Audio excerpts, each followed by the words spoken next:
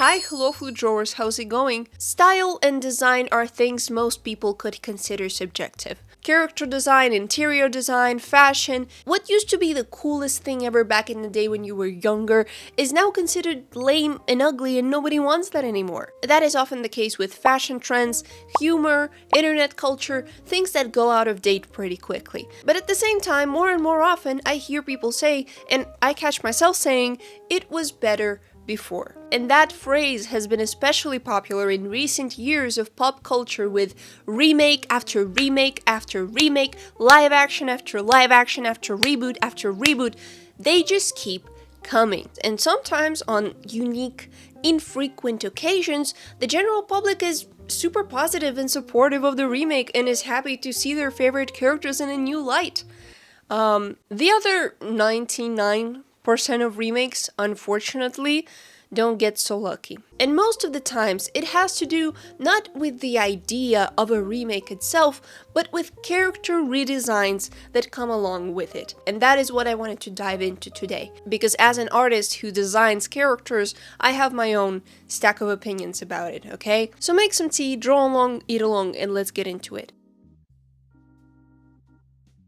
Redesigns have been a thing, a trend within the art community pretty much forever. Artists from big to small redrawing their favorite pop culture characters in different styles and new settings and costumes, reimagining their designs in new fun ways and sharing those redesigns with the fandom, which in most cases is really cute and wholesome and is a great way for artists to both appreciate a game or a show they like and express themselves creatively. However, when it comes to official, big-scale redesign projects done by massive studios, I think we can all agree the expectations are a bit different. And maybe sometimes studios don't realize the full weight of responsibility they take on themselves when they decide to put a new, hype, fun twist on characters people have known, loved, and cherished for decades. And while yes, there are plenty of wonderful redesigns, live-action spin-offs that were made by people who actually care and want to make it right, but a huge chunk of such projects unfortunately feels like a cash grab and leaves fans feeling disappointed. But more on that later. Actually, what initially inspired me to make this video were these reels I kept getting on my feed about the 2022 Monster High reboot I didn't even know existed. So all those reels videos got deleted. I had them saved and now I can't find them anywhere on the internet. So I will reenact them for you as best I can because there is nothing else I can do. They all had the same sound playing. It was the Imagine Dragons Thunder and it went like, I was lightning before the thunder. I was lightning before the thunder. I was lightning before the thunder. I was lightning before the thunder. This one did something to me. This feels illegal. What did the Fireboy do to you, you sick freak? Now, I used to be obsessed with Monster High. Like, it was borderline addiction. Do you know how many dolls I had? I don't even know how many dolls I had. More than should have been allowed. Not only did I have dolls, I also had a Monster High bedroom, Monster High bathroom, Monster High pencil case, shoulder bag and backpack, Monster High leggings, t-shirts, posters, and probably much more stuff I don't even remember. And even though perhaps having toys with exclusively this body type may have been a contributing factor to me having a serious eating disorder as a young teen, they were still iconic. I mean, come on. They were serving, eating, cooking before that was even a thing. Their outfits were iconic, their makeup was iconic, they were the cool, popular girls, and you wanted to be like them. And some girls and boys who grew up being just as obsessed with Monster High as I was were not very happy about the reimagined new looks of the monster girls they once admired. A lot of criticism stemmed from the fact that they do not even look like they're in high school anymore. They look like middle schoolers. They look like kids, which was not the point of the original Monster High. I mean, the high is in the name. They were supposed to be the cool high schoolers, not the silly 12-year-olds. And I think that has a lot to do with the overall growing trend in animation of roundifying and smoothifying characters and making everything super soft and childlike and cartoony. I don't even fully hate Gen 3, but this transition is so... She went from it girl to 12-year-old in a Target back to school commercial. Maybe it's just me, but even as a kid, I didn't want dolls that dress like people do in real life. I think that's what's killing Barbie right now. I don't want normal, I want fashion. For real, I like Gen 1 because they have unrealistic runway fashion. And I think so too. Monster High's brand was never relatable. It was more aspirational. They were never supposed to look like realistic, regular high schoolers. If you wanted a relatable show about school, you could go watch Gumball or Daria or Hey Arnold. But Monster High was never about that. A similar concern was raised with 2019 Winx Club Season 8, where once again, characters were made to look more childlike, along with their fashion sense changing completely as well. In my opinion, this is very bad design. This design is so girlish. Yeah, Winx were always meant mainly for girls, but you know what I want to say. The new designs lost all their magic. The girls were supposed to be fairies. Their outfits remind me of grandmas. I'm really disappointed with art style in Season 8. I didn't bother watching it, but from what I heard, they made it more childlike. The content in Season 8 seems more fitting for 4 or 5-year-olds to watch rather than 10 and up. This is really disappointing, to be honest. I always loved the story, especially in 3D movies, and the art style and outfits were always so cool too. Same thing happened with the reboot of Ben 10. I loved Ben 10 growing up, but at this point, he's not even Ben 10 anymore. He's Ben 5, because he looks 5 years old. Yes, Ben has always been a young boy, but I think there is a difference between making a character look like a child and making the character look childish. This Ben looked like a child, and this one looks childish. Why do they keep making characters look more childish in recent animations? I don't understand. In case you're still not convinced that this is a trend and not a coincidence, I will bless your eyes with 2023 Playdate with Winnie the Pooh. Absorb that. Get used to it. In case you don't remember the original characters, here's a side-by-side. What happened? Was Cocomelon in charge of this? At first I didn't even realize that this and this is the same character. I thought, who is this bunny? I don't remember him being a part of the original Winnie the Pooh crew. But that's Rabbit. This Rabbit. I mean, to be fair, all these new designs in isolation, they're not bad. They're pretty cute. Or they would be cute if this was a new show with new original characters. Like, you are allowed to make new shows. If you wanted to make a show about high school girls that was relatable and down to earth and simple and funny, then you could do that. If you wanted to make a show for little kids with these super kawaii animals, you can also do that. But when you take something that has already existed for so long and turn it into something different, then for people who knew what it was like before, it's kind of jarring to see such a huge change in style and creative direction. It seems like everything now is catering to younger and younger audience. I don't know if they think kids are getting dumber. I personally don't think so. To me, it feels like the opposite. I feel like kids are now maturing faster due to being exposed to so much content and social media from a very young age. Maybe their attention spans are decreasing and animators have to make everything super loud and bright and fast-paced in order to keep kids engaged. Maybe that's the case. Because back in the day, movies for kids were not just for kids. You could watch them at any age and still genuinely enjoy them and laugh at jokes and cry in the end of the movie. The plot was engaging, the characters were witty and funny and charismatic, sometimes a little sassy and sarcastic. They felt real. They had flaws in their character. They could be low energy. They did not always have to act like overstimulating, hyper-animated clowns.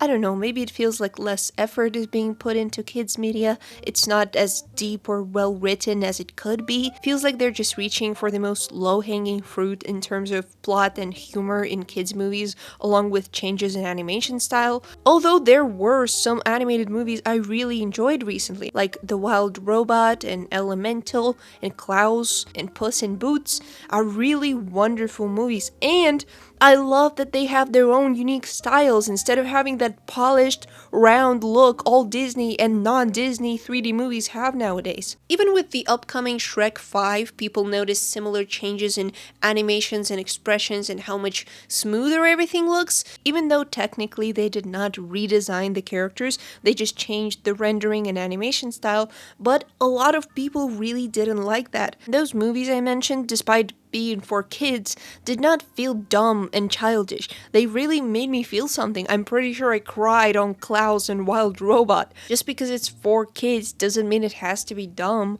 It's like in K-pop Demon Hunters. I liked the movie, not like loved it. I loved the tiger the most, and I was so genuinely upset he got so little screen time. But those like over-the-top expressions that were like a big part of this movie, from a creative standpoint, I loved it. Just the way those expressions were animated and implemented, great. But from a regular viewer standpoint, I hated that. Literally sent shivers down my spine. And I'm not talking about physical humor in general. No, I love physical humor when it's like subtle and feels natural. Like even in the scene with the tiger, the physical humor was done really well. And I assume that type of dumb face, loud scream humor has been borrowed from anime, and one could assume that having watched 500 episodes of One Piece, I would have built tolerance to that, but no, it deals a lot of damage to me. But you know, it doesn't mean One Piece isn't a great show because of it. I just don't find that type of humor funny personally, that's it. And I feel like that is the laziest type of humor, where the entire joke is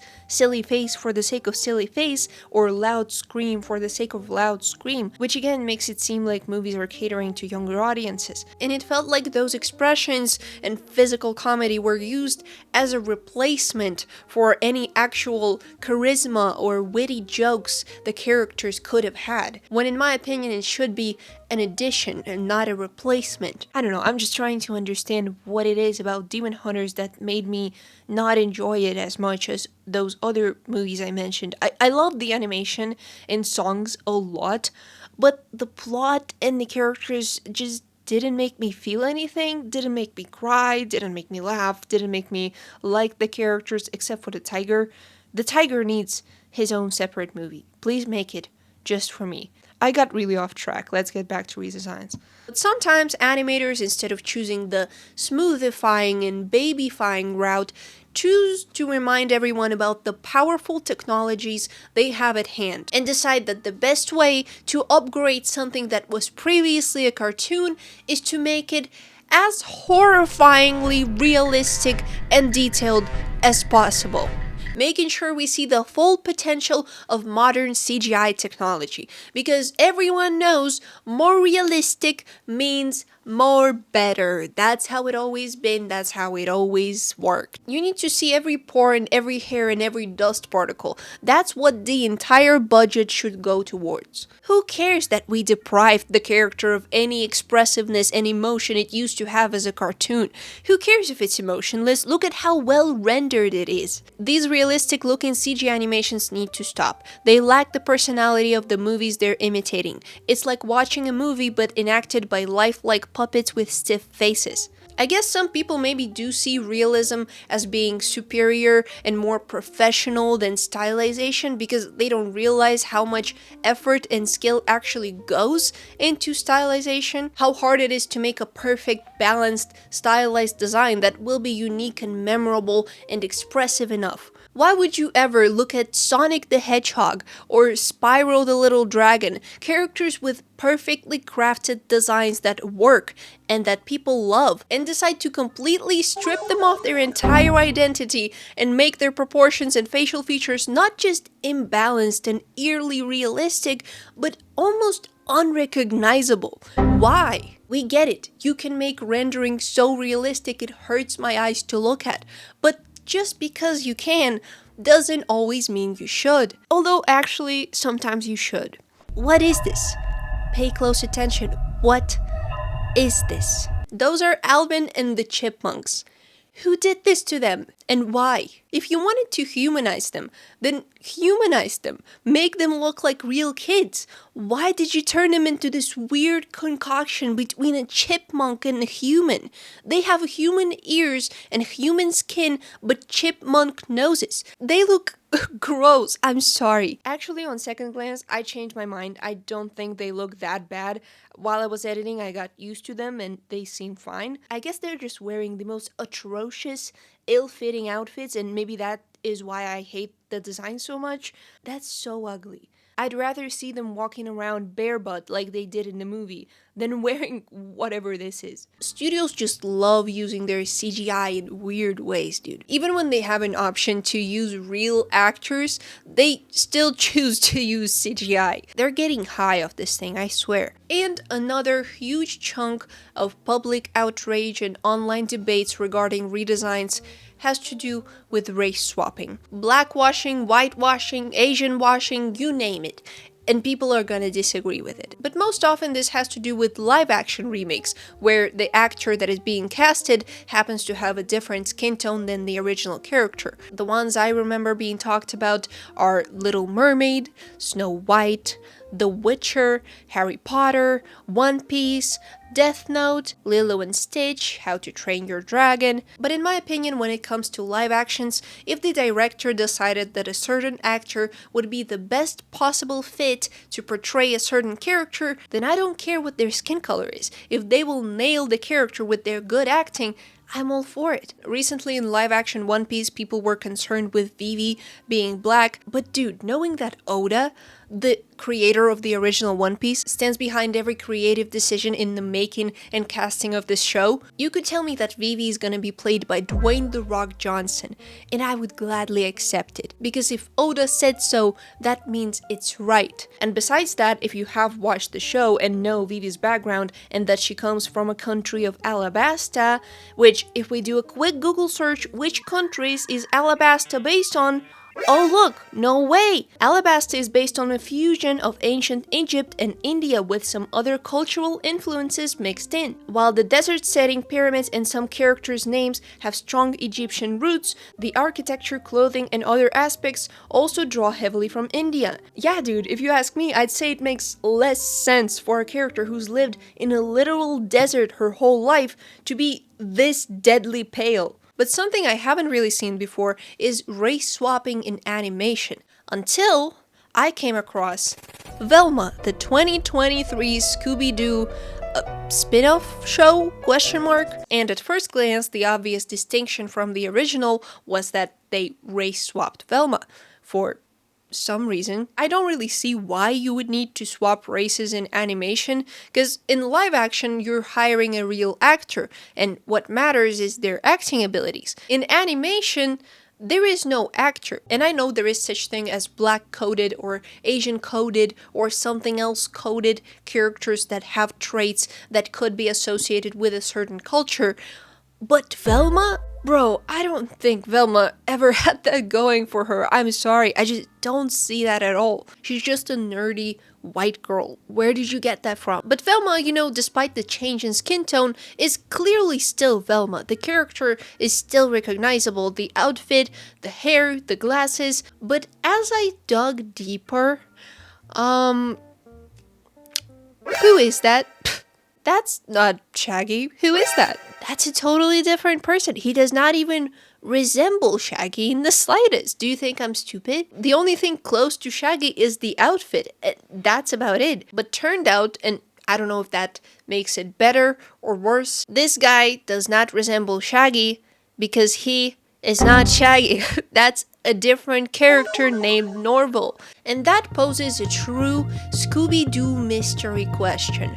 If that's not Shaggy, then where is Shaggy? Well, bold of you to assume a show about Scooby-Doo would have Shaggy in it. Who else should it have? Scooby-Doo?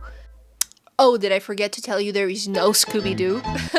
There is no Scooby-Doo. At this point, I'm really invested in this investigation. I'm confused, and I want to find out what is actually going on. Because, I don't see any problem with adding new twists to old stories or adding new characters. You know, you can add new characters, right? You don't need to wipe out half of the original cast to do so, though. Why would you make a Scooby-Doo show without A, Scooby-Doo, and B, Shaggy, who is the second main character after Scooby-Doo, along with, on top of that, completely changing the relationship dynamics and personalities of remaining characters. Daphne is not a mean girl. Fred is not an insecure man-baby. Shaggy is not worried about being a beta. Scooby exists. One of the best parts of Scooby-Doo is the gang's sense of family and friendship. They love each other. The new Velma show is appalling to change that core relationship. Can't believe Velma show managed to completely misunderstand the personalities of 4 out of 5 main Scooby-Doo characters and only didn't misunderstand Scooby's character because he only exists in the void. They have implemented so many creative adjustments that there is not really much left of the original characters at all, so why would you want to make it a show about Scooby-Doo in the first place? Well, maybe you would want to do so because you never actually wanted to make a show about Scooby-Doo. Maybe you wanted to make your own show about mysteries and ghost hunting and paranormal. But if you make a brand new show with original characters, there is a chance it will be kind of difficult to market and people might not want to watch it. Maybe you don't believe your own story and characters are good enough to interest the general public. So you have a brilliant idea. What if we take something people already know and love and try to loosely tie it into our story and call it a remake or a sequel or a reboot to get people excited and to get everyone talking about it, even though it never really had anything to do with the original show from the get-go. Oh, and also small issue, we don't actually have full rights to the original characters, especially 2 main characters. We don't need them, we'll figure something out. It's not like we actually care about the original show at all. The reason the Velma show drastically changed Norville's name and appearance was because, along with lack of legal rights over Scooby, they got very limited ones for Shaggy, as he's the second most iconic of Mystery Incorporated. They didn't remove Scooby because of the lack of the rights, they removed him because, and I quote, "Scooby-Doo is what made Scooby-Doo a kids show." This is meant to be a more adult take on the show, so they left Scooby out because they couldn't find a way to add him in that would fit with the theme of the show. No, the official reason was Scooby-Doo is what made it a kids show and we didn't have the rights, aka someone's got sour grapes. Yeah, so they called the original show childish, and apparently Scooby-Doo himself is what made it childish. If you wanted to attract the fans of the original Scooby-Doo, I don't think belittling the show and getting rid of half the characters is a good strategy for it. I might be wrong though. Saying Scooby-Doo is a kids show is like saying SpongeBob is a kids show or Pokemon is a kids show. Like, yeah, technically yeah, but everyone loves Scooby-Doo, everyone loves SpongeBob, everyone loves Pokemon, no matter the age. If you wanted to make your own original show, make an original show, and if it's actually good, people are gonna watch it even without the Scooby-Doo characters in it. But if it's not good, then even having Scooby-Doo characters in it is not gonna help. Every big show that is popular now one day also was a brand new show with characters no one was familiar with. At one point, nobody knew who the Simpsons were, or Finn and Jake, or Rick and Morty, but people grew to love them. And that's what I was talking about when I said that the majority of remakes are nothing more than a cash grab. And it's sad to see, you're just using original beloved characters for hype to promote your own thing. You don't actually care about paying respect to the original or contributing to it in any meaningful way. I was so immensely happy to watch the One Piece live action and see how much love and care was poured into it. You can tell they actually wanted to make it right, make it the way it was meant to be. And that's why they're working in cooperation with Eiichiro Oda, the creator of One Piece, and making sure they have his approval and his input on every step of the way, including casting. That's why the cast is drop dead incredible. The actor for the main character, Luffy, he's more Luffy than Luffy himself. He is fantastic. And the rest of the cast as well, fantastic. I always thought like it must be really hard to find actors that would actually look like anime characters. But oh man, they actually did it. They did it so well. And what do you know? People love it. Maybe when you actually care, it's possible to make something good, isn't it? Especially when you're a big studio with millions and millions of dollars of budget to cover any production costs you need. Make it right or don't make it at all. Yes, we learn from trial and error, but I mean, it's not like you're even trying. And I feel okay saying that because it's not like I'm slandering some small indie studio. No, most indie studios, despite the small budget, they actually care. And then there are giants like Coca-Cola making a New Year's commercial fully with AI. What can we say in conclusion? At the end of the day, design is subjective. Because I mean, even the most ridiculous,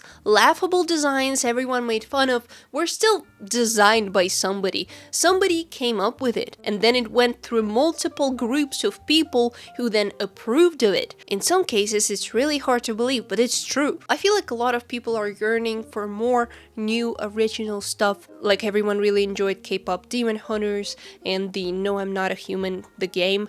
Both such great, fresh projects that became insanely popular insanely fast, which proves that originality is cherished and appreciated. Please give us more original projects, please. And to a chunk of people whose only input into conversations like this is "it's not that deep" or "why do people care so much," to you I'll say, shut up. People are allowed to care about stuff. It's not that deep. Nobody's saying it's deep. Nobody's out there losing sleep over a character redesign, bozo. It's just a topic of discussion. It's fun to talk about stuff. And to everyone else, I can't wait to read your opinions in the comments. Feel free to share your thoughts. If I missed anything or was maybe misinformed about something, please correct me. Also, we recently hit 100,000 subscribers on this channel. That's crazy.